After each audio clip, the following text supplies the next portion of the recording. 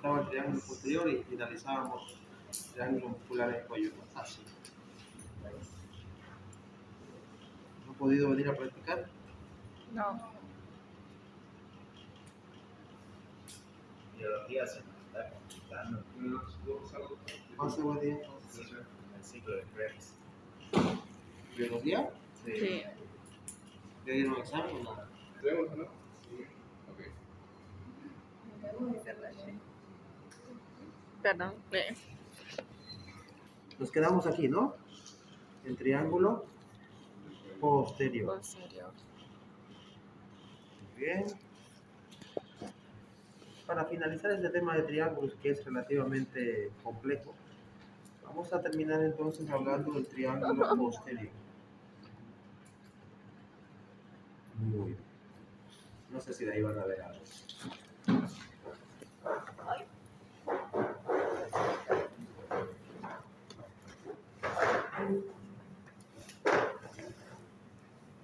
Muy bien, dentro de los triángulos principales teníamos un triángulo posterior, cuyos límites eran por la parte anterior, el borde posterior del esternocleidomastoideo, por la parte posterior el borde anterior del músculo trapecio y por la parte inferior el tercio medio del borde superior de la clavícula, ¿cierto?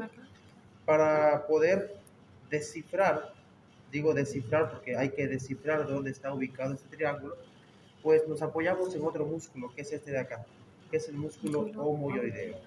Voy a retirar el esternocleido y ese es el músculo homoioideo, un músculo de la región infrayoideo, ¿okay? De los 4 músculos infrayoideos. Este es el vientre superior y este por acá es un tendón intermedio.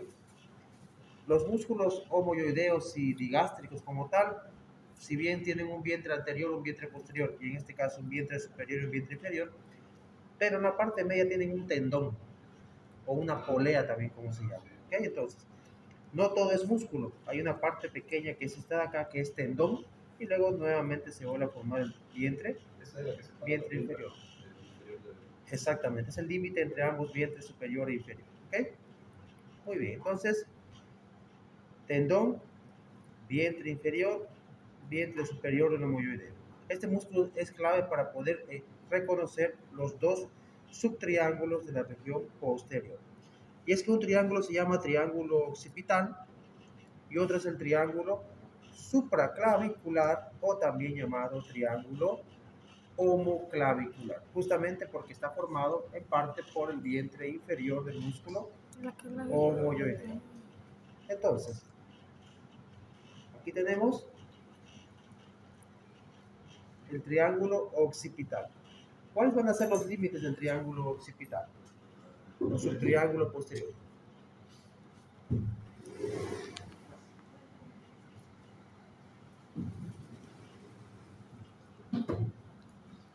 ¿Cuáles son los límites de este triángulo? Primero, tenemos tercio medio, borde posterior del esternocleidomastoideo.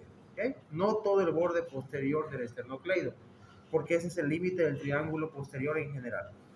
Tercio medio, borde posterior del esternocleidomastoideo, borde anterior del músculo trapecio y vientre inferior del músculo homoioideo.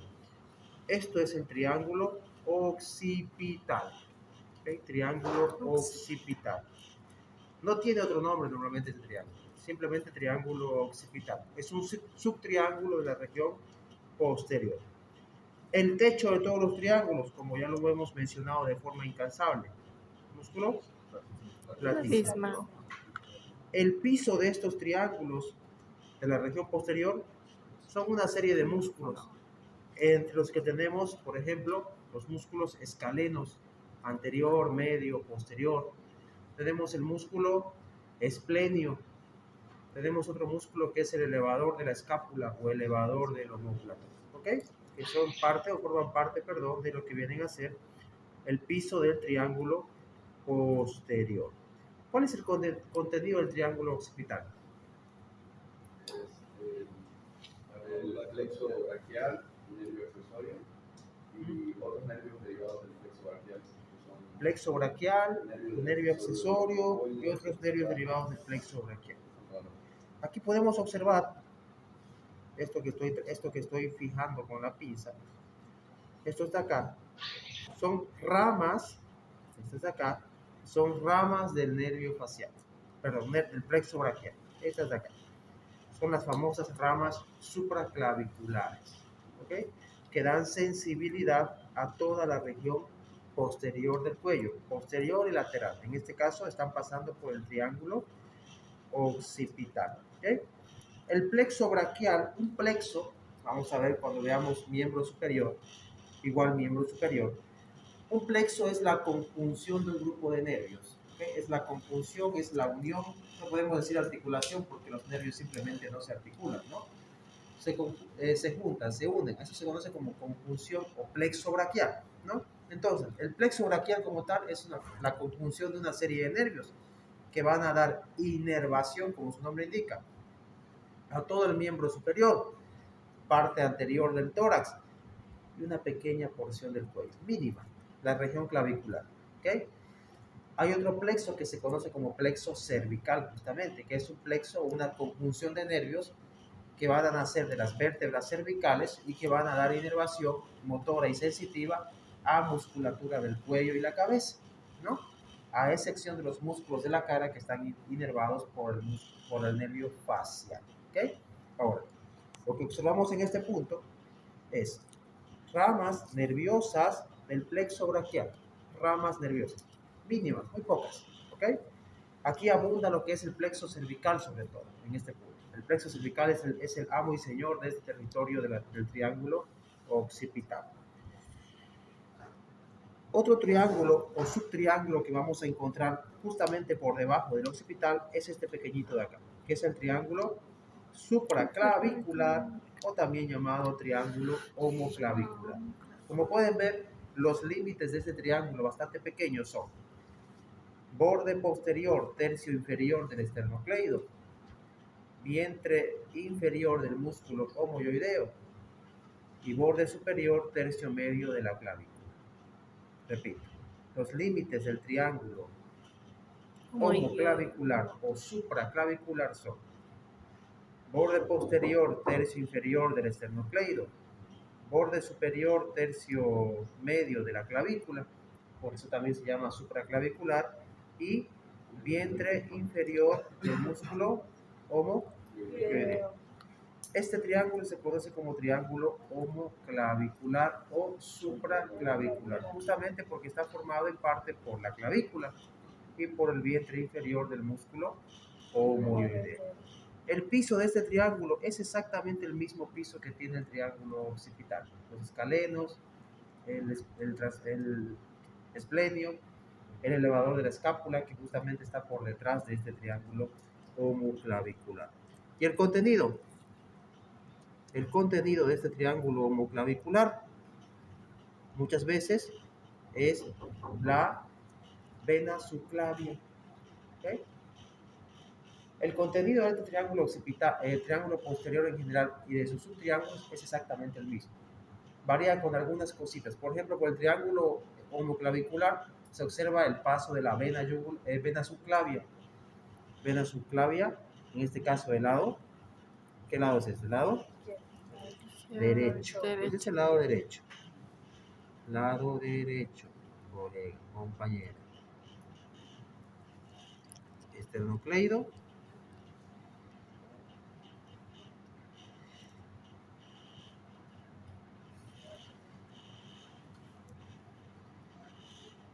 Aquí tenemos algunas raíces nerviosas de...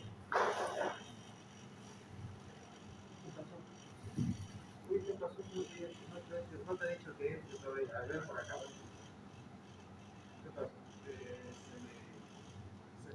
Muy bien, entonces, triángulo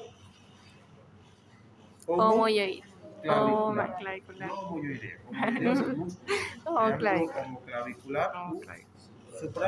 Supraclavicular. Bueno, entonces, con esto nosotros damos por finalizado el avance de este tema tan importante que son región anterolateral del cuello con su cuadrilátero, con sus dos triángulos principales y lo que es más importante obviamente con los diferentes subtriángulos de cuello.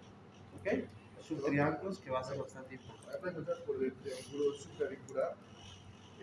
Por la parte del borde del omohilo inferior, se puede decir que es, para mí, no sé si es verdad o no, dice que es mejor decir que es el borde inferior anterior del omohilo. Borde inferior del músculo, del vientre inferior del músculo moyoideo, también. No hay ningún tipo de inconveniente. Si tú te puedes aprender de esa forma, ningún tipo de problema. Sino también vientre inferior del músculo moyoideo. No hay ningún tipo de inconveniente, ¿ok? Esta es una región clínica y anatómicamente fundamental, porque tenemos el paso de paquete vasculonervioso, tenemos el paso de nervios como el vago, venas como la yugular interna, tenemos el paquete, perdón, tenemos paso de plexos como el cervical, el braquial, tenemos paso de ganglios linfáticos, es decir, de estructuras de relevancia anatómica. Por eso es importante este temario. Bueno, cuadrilátero, 2 triángulos principales y los 6 subtriángulos de la región de cuello. ¿Ok?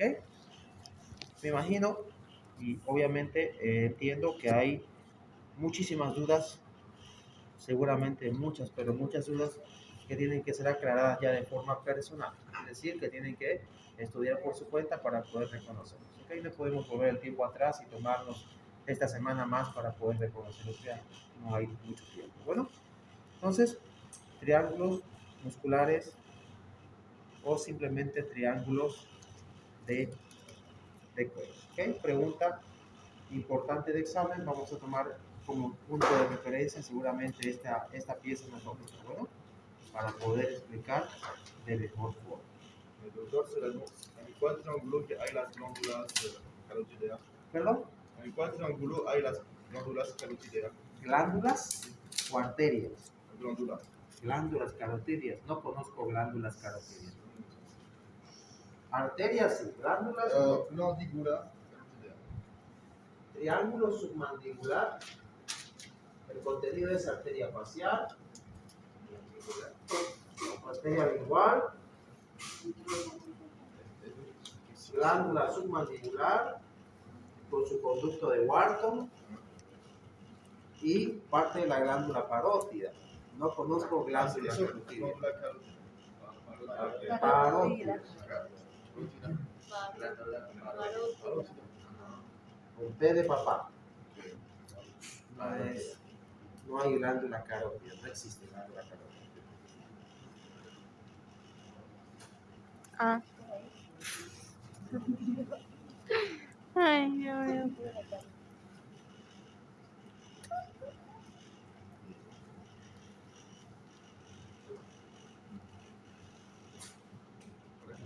Columna vertebral. Vamos a iniciar el estudio de la columna vertebral. ¿Ok?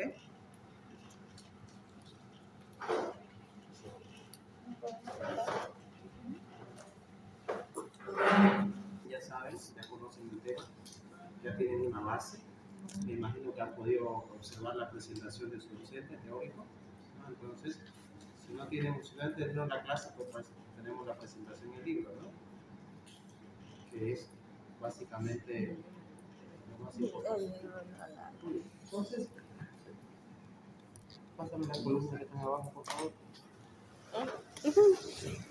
Entonces, el estudio de la columna vertebral o columna raquídea también pueden llamarla, o simplemente raquis. ¿Okay? Cualquier nombre es fácil: raquis, columna raquídea o columna vertebral.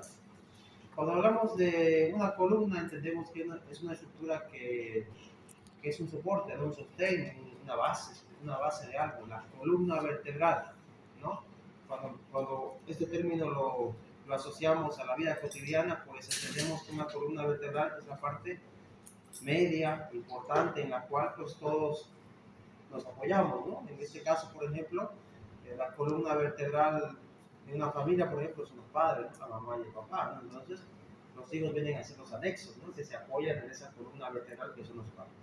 Aquí en la asignatura de anatomía, la columna vertebral pues será el profesor, y ustedes son los anexos, ¿no? Que se apoyan en el profesor para poder aprender. Entonces, la columna vertebral, columna raquídea o raquis, no es correcto llamarla columna dorsal, ¿okay? Porque si hablamos de columna dorsal, nos referimos netamente a una porción o a una región de la columna raquídea. Columna vertebral es el nombre en general. Y recibe su nombre porque justamente está formado por una serie de estructuras óseas o huesos que se conocen como vértebras. De ahí el nombre columna vertebral. En el sujeto vivo, en el hombre y en la mujer, esta columna vertebral tiene como función proteger, y en su interior se va a encontrar la médula espinal. La médula espinal y sus anexos o sus envolturas, en este caso son las meninges, que son capas de tejido nervioso que van a cubrir a la médula espinal. La médula espinal es un anexo, es una estructura que conecta el medio externo con el cerebro, porque es a través de la columna vertebral que yo puedo percibir y puedo enviar señales nerviosas a mi cerebro. Por ejemplo, en este momento, yo sé que estoy tocando una superficie ósea de forma circular, y eso se debe a que diferentes terminaciones que se encuentran en la parte de las falanges distales están recibiendo la señal eléctrica, el impulso nervioso. El mismo viaja a velocidades que no podemos ni imaginar a la médula espinal.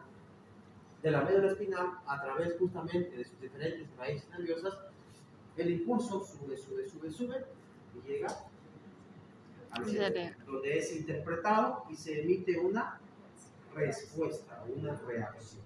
Entonces, la médula espinal, que está cubierta y está por dentro de la columna vertebral, se encarga de proteger a esta médula espinal, a esta parte del sistema nervioso periférico, como se conoce. Sistema nervioso periférico o la periferia. Básicamente, nuestra vida cotidiana se maneja en base a un estímulo, interpretación y una respuesta, ¿no? Desde el momento en que yo me levanto de la cama ya es un estímulo, el estímulo luminoso, ¿no? El frío, el calor, eso no es un estímulo. Me siento en la cama y comienzo a procesar, ¿no? Ya tengo que, ¿y cuál es la respuesta que emito? Levantarme, ¿no? Ir al baño, hacer mis necesidades, cambiar, esa es la respuesta frente al estímulo, que es levantarse. Muy bien.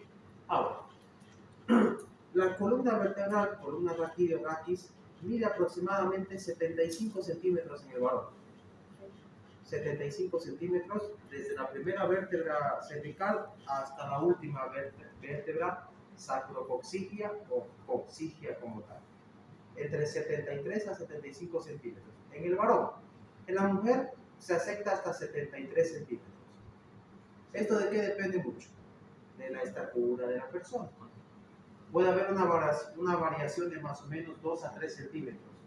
Es decir, que en casos de personas con una estatura, pongamos de 2 metros y más, hasta 77, 78 centímetros, en que sea esto patológico. ¿Okay? Y en la mujer se acepta hasta 73 centímetros, pero, repito, todo esto depende de la estatura de la persona. ¿Okay? Ahora, independientemente de la estatura, la función que es básicamente la misma. Primero, protección de la médula espinal y sus anexos. En este caso, son las meninges. Segundo, sirve de sostén ¿a quién? Al cráneo.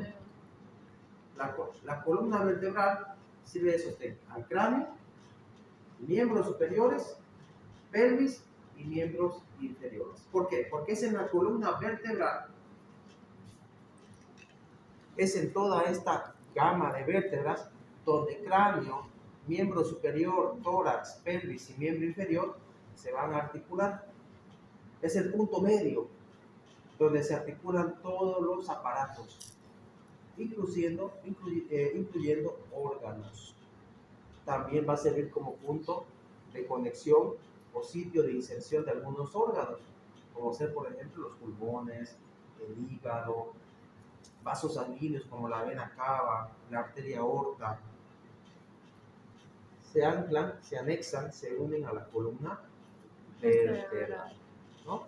Ni qué decir, por ejemplo, del cerebro, con su médula espinal que básicamente recorre todo el trayecto de la columna vertebral. Entonces, es importante.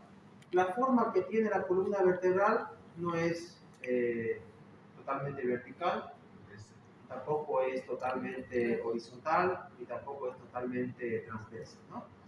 Presenta 4 curvaturas que aquí podemos observarlas de forma muy clara. Voy a colocar la columna en esta posición porque es así que podemos observar las curvaturas en la columna vertebral. Como pueden ver, no es totalmente vertical, sino que presenta 4 curvaturas. Una curvatura cervical, una curvatura cervical, una curvatura torácica, ¿no? O dorsal.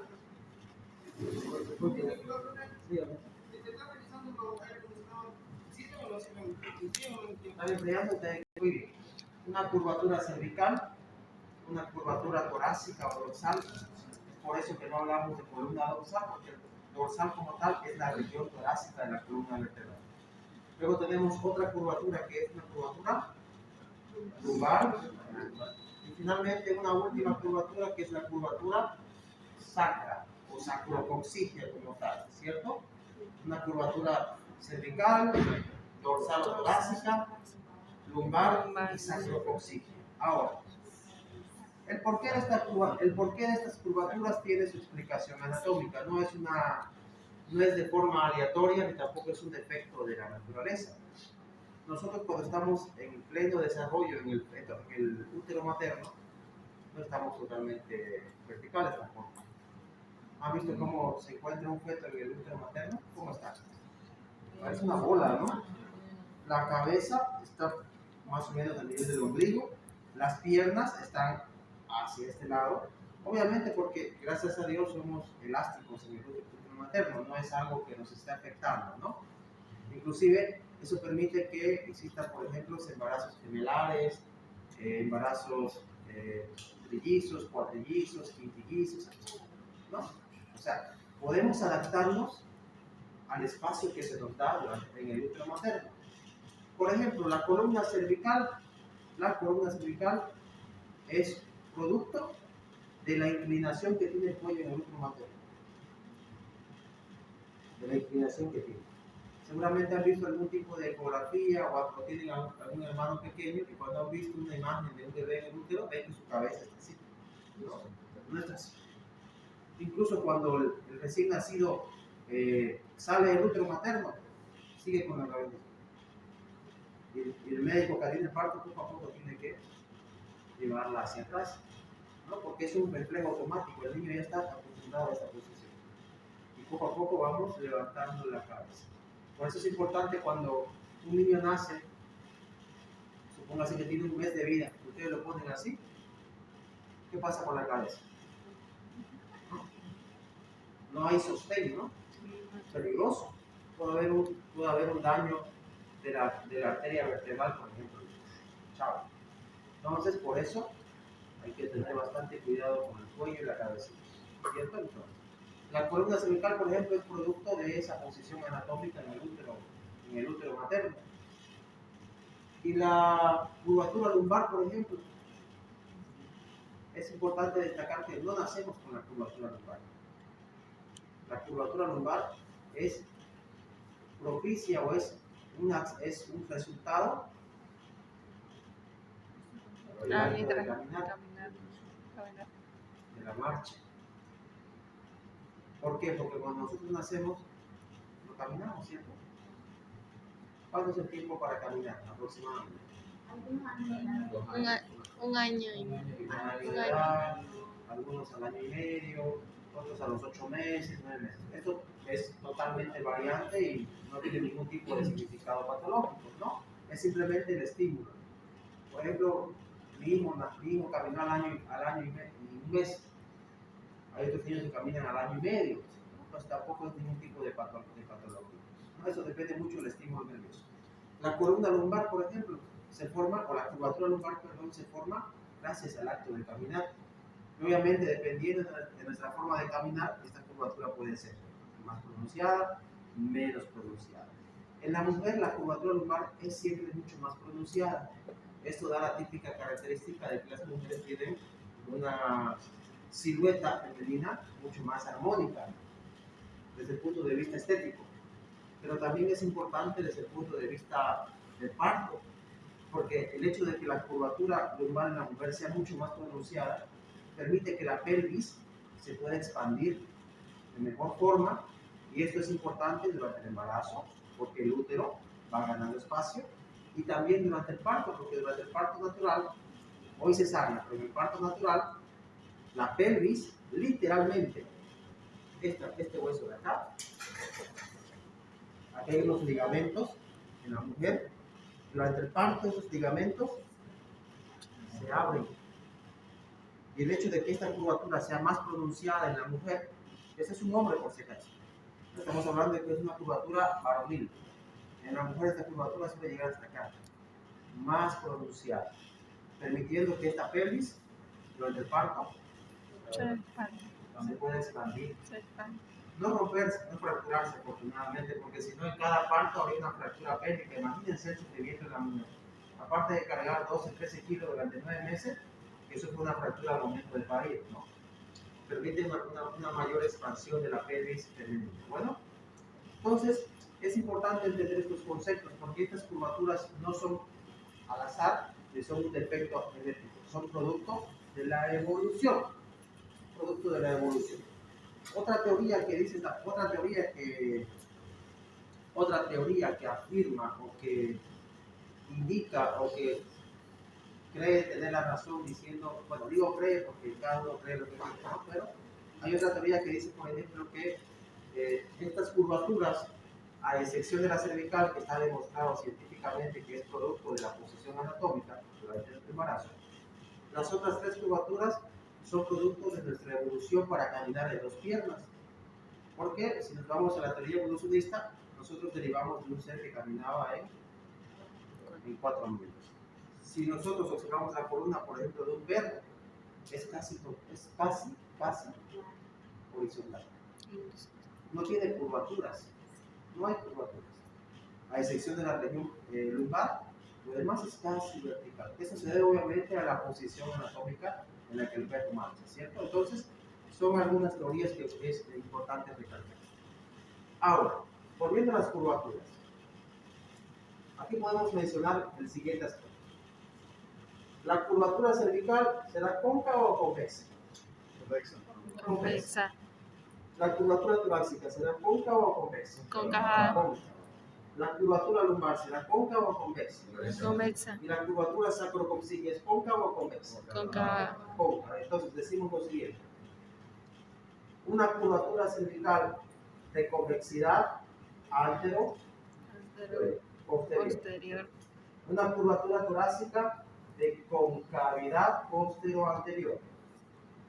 Una curvatura lumbar de convexidad nuevamente antero-posterior. Y una curvatura sacrococcígea de concavidad postero-anterior. ¿No? Dos curvaturas convexas, dos curvaturas cóncavas. Hacen un total de 4 curvaturas, ¿okay? Importantes: cervical, dorsal-torácica, lumbar y sacrococcígea.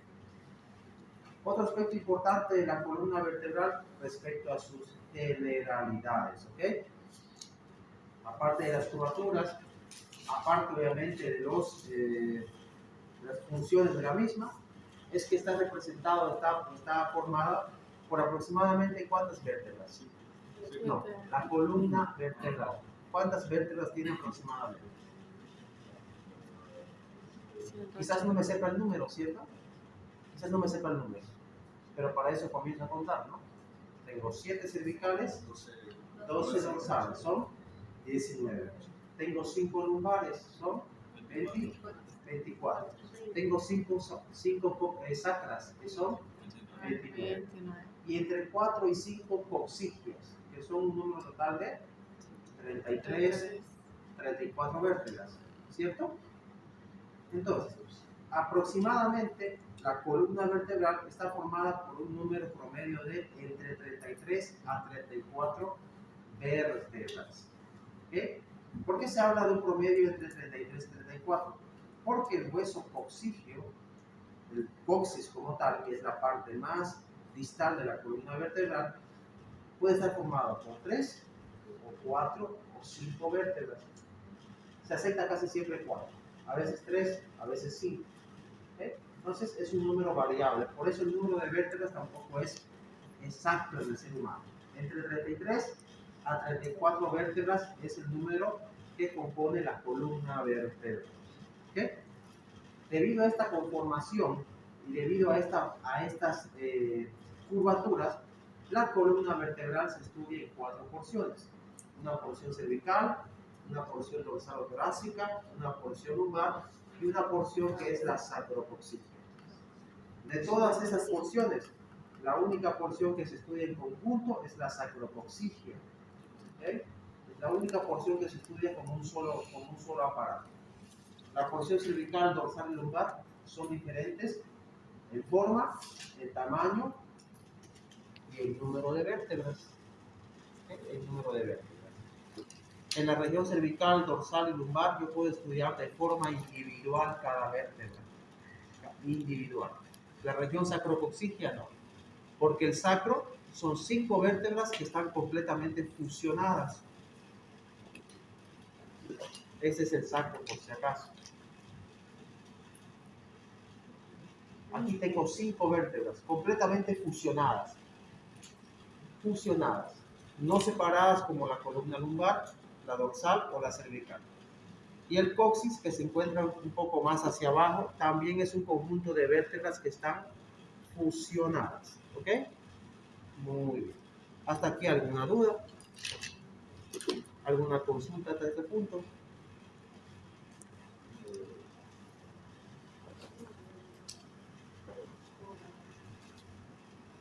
¿Alguna pregunta, alguna duda hasta este punto?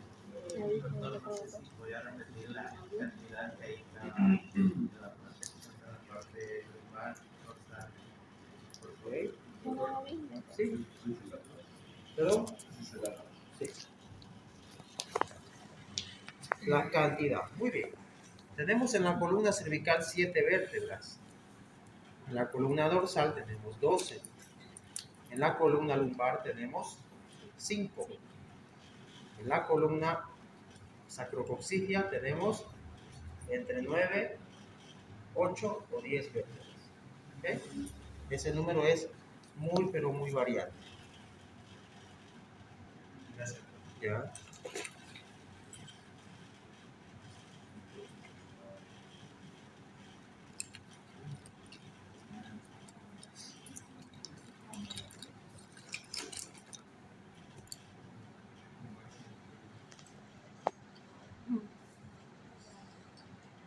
Estoy separando las vértebras por región para poder observar sus características generales y luego observar las diferencias que existen entre cada una de ellas.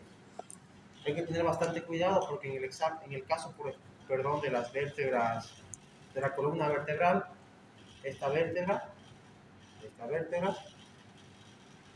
no se parece a esta, ¿cierto?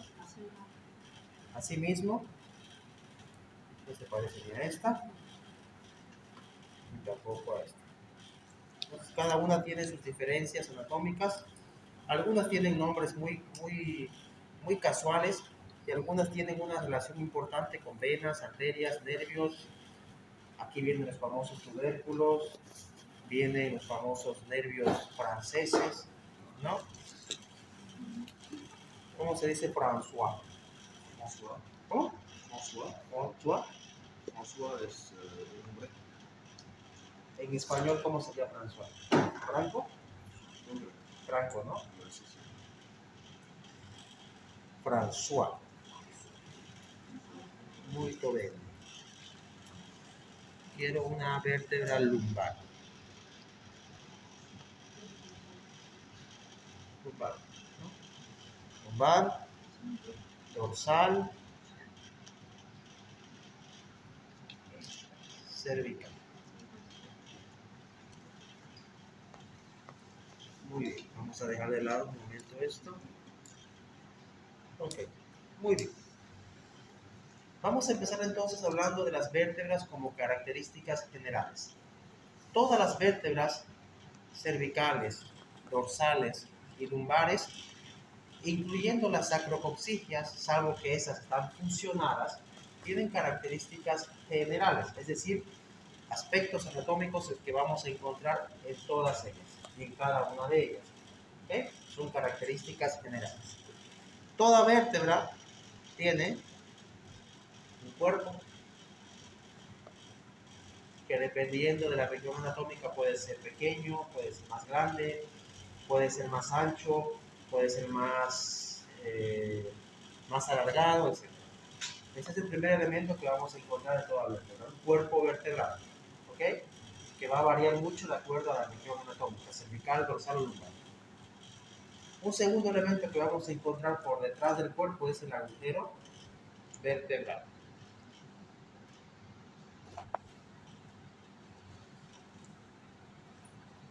Agujero vertebral.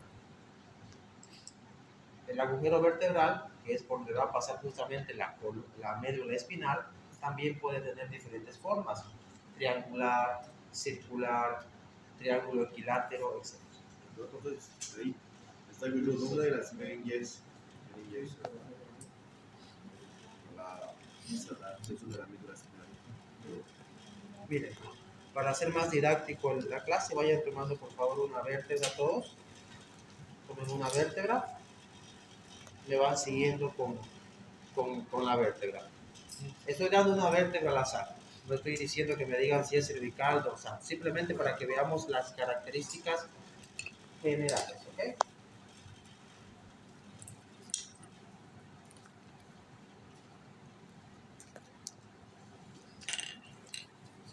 Para que sea menos complicado a la hora de poder diferenciar cada una de ellas. ¿Ok?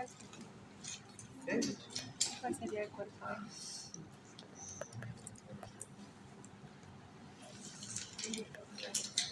¿A quién le falta vértebras? Por aquí tenemos vértebras.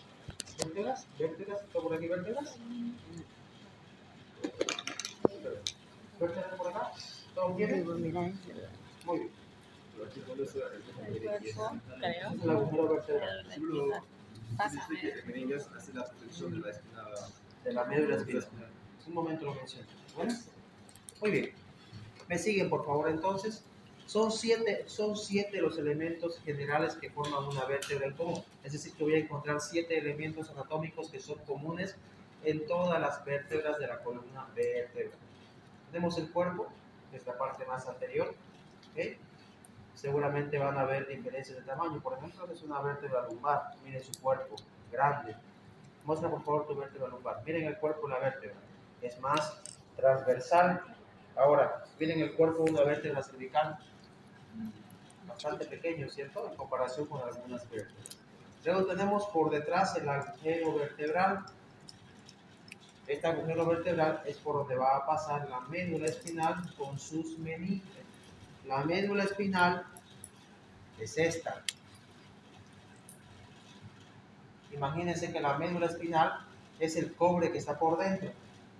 Y las meninges son esas capas que cubren a la médula espinal. ¿Okay? Van a atravesar esto. ¿Okay? Van a atravesar la médula, la columna vertebral a través de los agujeros vertebrales. Los agujeros vertebrales, como bien entenderán, están uno por encima de otro. ¿Y qué hace la médula? Atraviesa agujero por agujero. Desde el primero hasta el último, es decir, a nivel sacro. ¿Okay? Muy bien. Luego tenemos cuerpo, agujero, y esto que está hacia atrás, esta apófisis que se ve hacia atrás, se conoce como apófisis espinosa. Perfecto. Ahora miren esta apófisis espinosa. Totalmente horizontal, ¿no? Totalmente horizontal. A ver, muéstrame esta apófisis espinosa, por favor. Levanta la vértebra. Miren esta apófisis espinosa. ¿No? Diferente, ¿no? En comparación. Una vértebra lumbar, una vértebra cervical. Tiene una diferencia de apófisis espinosa. ¿Perdón? Lo que está en la parte más posterior. ¿Okay? Entonces, ya tenemos 3 elementos: cuerpo, agujero y apófisis espinosa. Esta apófisis espinosa, por ejemplo, viene a ser como una especie de, digamos, de estabilizador de la columna, porque es aquí Y aquí podemos ver las apófisis espinosas. Son la parte que sobresale de la columna, la parte que yo puedo palpar, la parte que yo puedo tocar sin ningún tipo de inconveniente. Aquí se insertan ligamentos como por ejemplo el ligamento transverso de la columna, que son ligamentos que van a permitir y darle flexibilidad, pero al mismo tiempo fijan la columna para que ésta no sufra ningún tipo de movimiento exagerado, ¿no? Apófisis espinosas, que también, como hemos visto claramente, tienen diferentes formas, diferentes tamaños de acuerdo a la región anatómica que estamos observando. Luego tenemos a cada lado, ya vimos cuerpo, agujero y apófisis espinosas. Vamos a tener apófisis transversas. Apófisis transversas a cada lado del cuerpo. ¿Okay? A cada lado del cuerpo. Toma la vértebra en este punto. No la inclines, toma la vértebra en este punto. A cada lado del cuerpo tenemos las apófisis transversas. En el caso de esa vértebra dorsal, por ejemplo, se encuentran en la parte inferior. En el caso de la vértebra cervical, se encuentran en la parte lateral del cuerpo. Apófisis transversas. Exactamente. Apófisis transversas. Noten que hay mucha diferencia entre cada vértebra, ¿cierto? Ahora, apófisis transversas. Cuarto elemento, ¿cierto? Luego tenemos apófisis articulares. Apófisis articulares. Las apófisis articulares se encuentran por detrás, muchas veces por detrás de las apófisis transversas, y son las que se van a articular con la vértebra que está por la parte superior.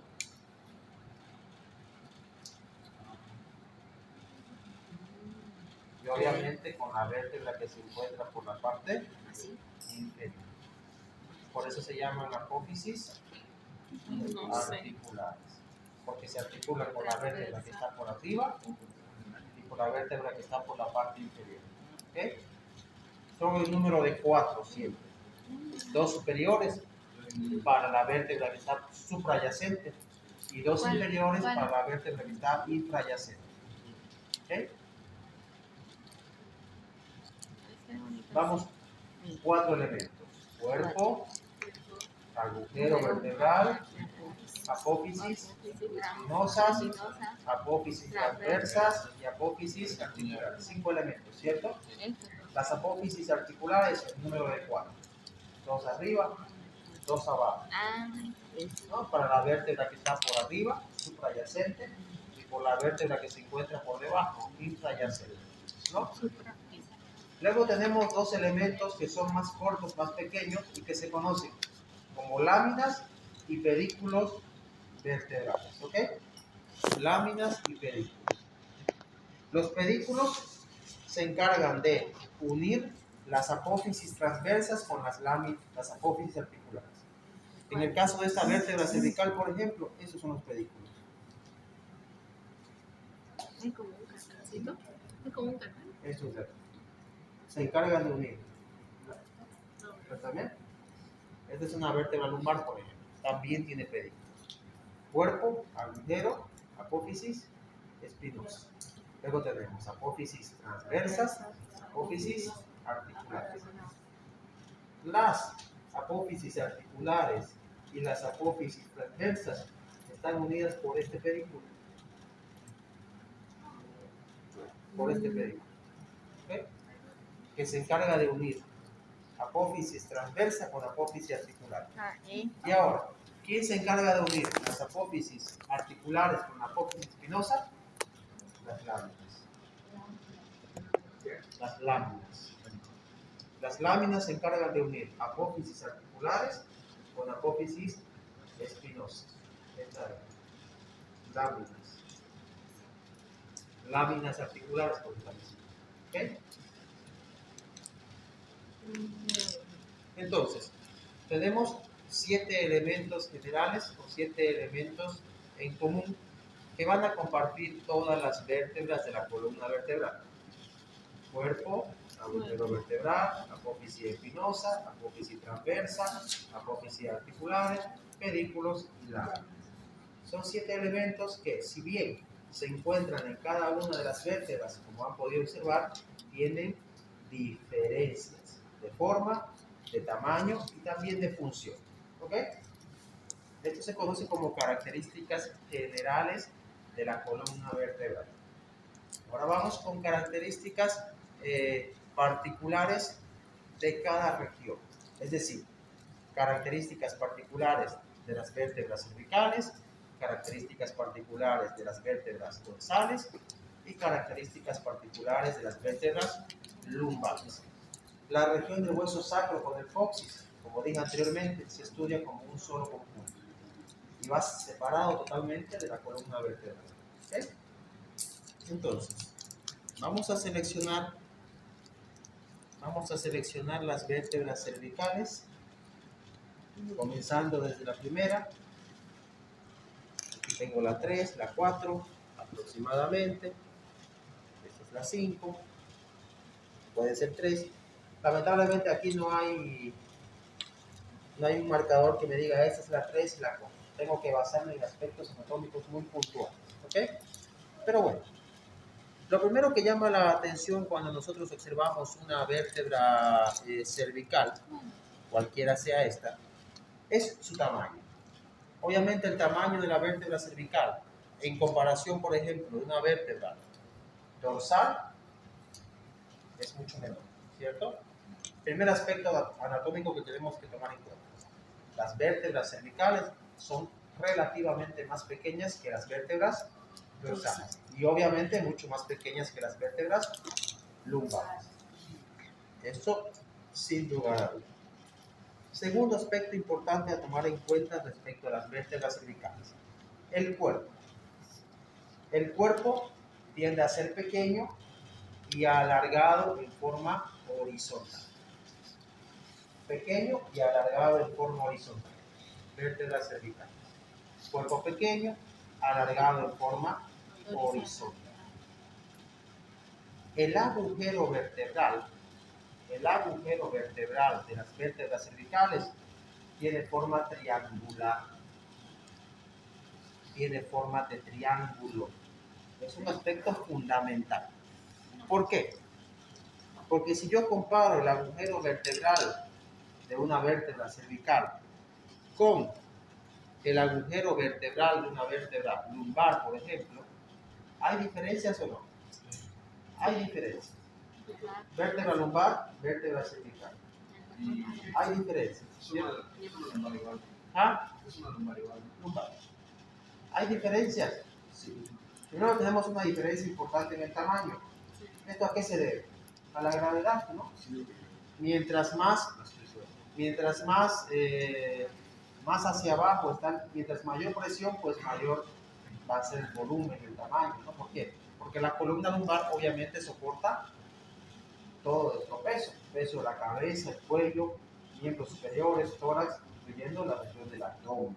Entonces, importante. Segundo punto de diferencia, o segunda característica particular de las vértebras cervicales, el agujero vertebral tiene forma triangular. Tiene forma triangular. Es un aspecto importante. Recordemos que por los agujeros vertebrales pasa médula espinal con sus envoltorios, meninges, las capas meninges. La apófisis espinosa de las vértebras cervicales,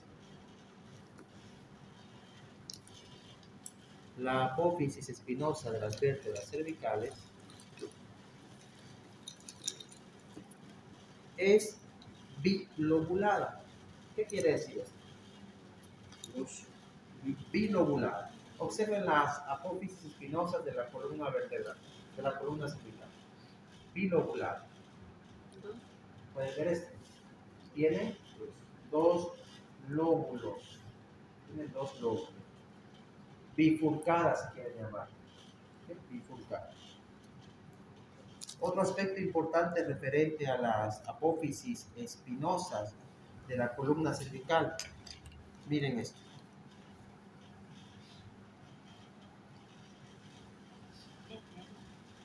vértebra dorsal, vértebra cervical. ¿Qué pueden ver de diferente en la apófisis espinosa? La dirección. La dirección es inferior, ¿cierto? La dirección de la apófisis espinosa es inferior, va hacia abajo. En cambio, la dirección de la apófisis espinosa, la vértebra cervical, es horizontal, ¿cierto? Tiende a ser horizontal. Es más pequeña, bifurcada y horizontal. De la dorsal es mucho más grande, no es bifurcada y se dirige en sentido antero-inferior, hacia atrás, hacia abajo. ¿Ok? Es un aspecto importante. Y esto cambia porque si vamos cervical, dorsal, y cuando llegamos a la lumbar, nuevamente, la apófisis espinosa es horizontal. ¿Ok? Entonces, apófisis espinosa, horizontal y bifurcada, ¿no? O bilobular. Aquí se puede notar de forma mucho más clara.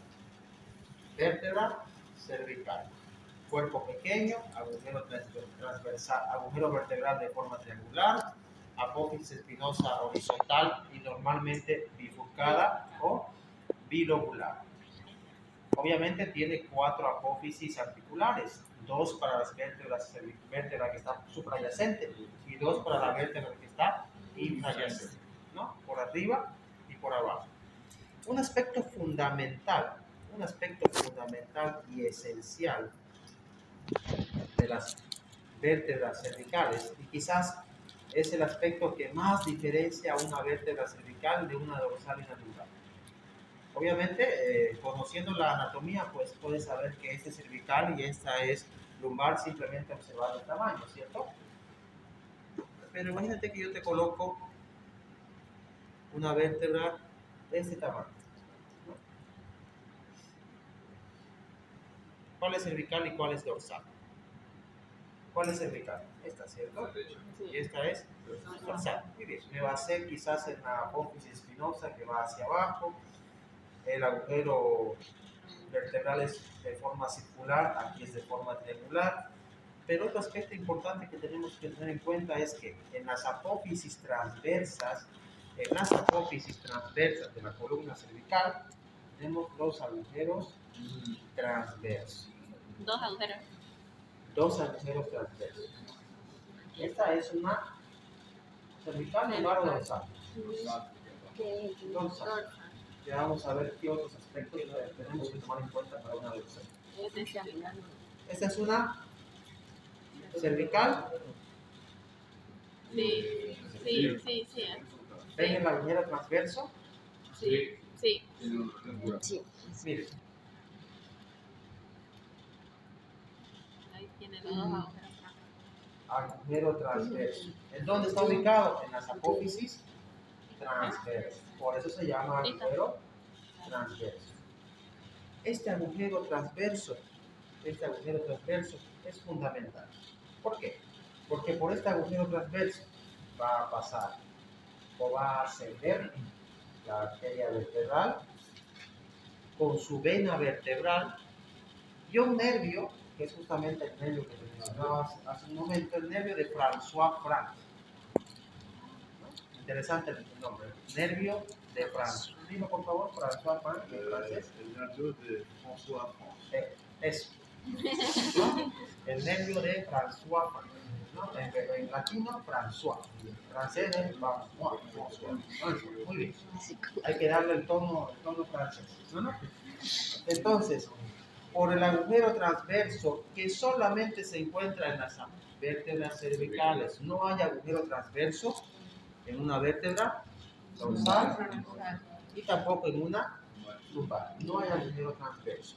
¿Por qué? Porque la arteria vertebral asciende, es una rama de la arteria subclavia, que independientemente si es derecha, pues será del tronco arterial brachiocefálico. Si es izquierda, directamente del callado aórtico. Asciende por las vértebras cervicales. Pero es importante destacar lo siguiente. De las 7 vértebras cervicales, solo 6 tienen agujero vertebral, agujero transverso. repito, de las 7 vértebras cervicales, solo 6 tienen agujero transverso. La primera, la segunda, la tercera, la cuarta, la quinta y la sexta cervical. Y la sexta cervical. De la tercera. Y la sexta cervical. La séptima no tiene. La séptima vértebra cervical no cuenta con agujero transverso. No ¿Por tiene qué? agujero transverso. ¿Por qué? Esta vértebra se conoce como vértebra de transición, porque es una vértebra que está modificando su forma para pasar a convertirse en vértebra dorsal. Se conoce como vértebra de transición, o también llamada vértebra prominente. Vértebra de transición o vértebra prominente. Vértebra de transición o vértebra prominente. ¿Por qué se llama vértebra de transición? Porque es una vértebra que está modificando su forma para convertirse a una vértebra dorsal. ¿Por qué vértebra prominente? Porque su apófisis espinosa,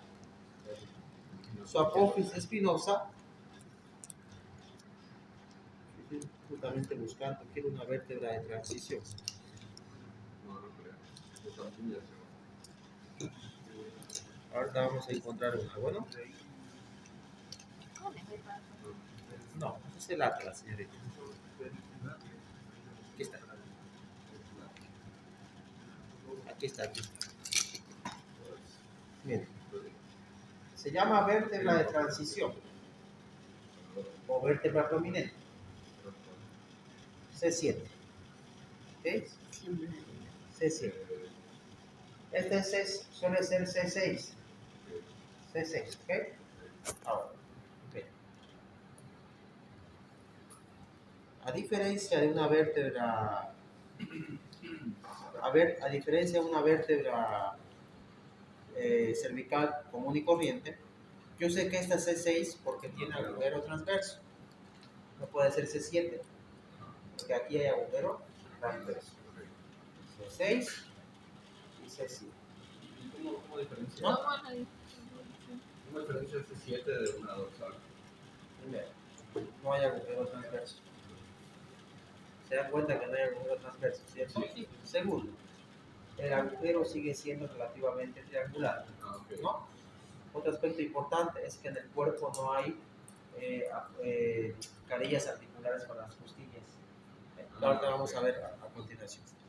Entonces, vértebra prominente, vértebra de transición o cervical 7, ¿ok? Que es una vértebra que nosotros podemos palpar su prominencia. Pueden palpar ustedes su vértebra cervical 7. Luego nos dice que a esta altura de esta vértebra se forma la joroba. ¿A qué? La joroba.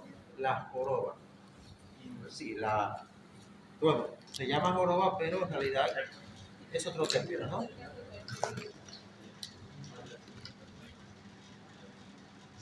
Ok, vértebra cervical UC7. Ahora bien, entonces, ¿qué aspectos o qué características me permiten diferenciar una vértebra cervical de una dorsal y una lumbar? Vamos a repetir nuevamente. cuerpo? El cuerpo, que es más alargado en forma horizontal que transversal, el agujero, que es pequeño y de forma triangular, las apófisis espinosas, que son horizontales y bifurcadas, presentan agujeros transversales para el paso de la arteria vertebral con su respectiva vena vertebral y obviamente el nervio de François. Importante. Ahora bien, las apófisis transversas de la columna vertebral en general, van a presentar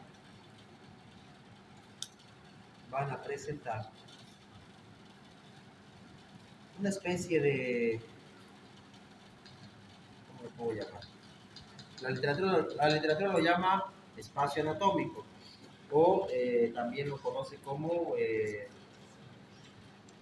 espacio nervioso. Miren, Aquí tengo 3 vértebras cervicales. Les voy a enseñar así, para que ustedes puedan observar más o menos cómo están ubicadas en la columna vertebral. ¿Okay? Casi encajan, ¿no? Ajá. Muy bien. Vértebras cervicales. Ahora,